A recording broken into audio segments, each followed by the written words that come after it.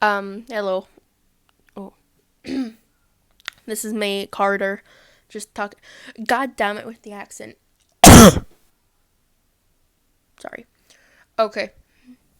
I've been thinking about doing a voice acted horror series or just a Gotcha Life mini movie. And it really gonna be mini, I don't know. But it will be based around horror. I still need to write out everything.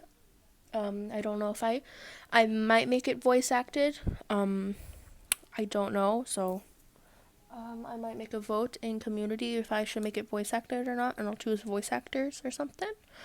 Don't know. Um, what do you guys think? I'll most likely write out a script and everything. I still haven't. I still need to plan things out, but what do you guys think? Might make a horror, like a little horror mini movie thing, and I might need voice actors. Maybe, maybe not.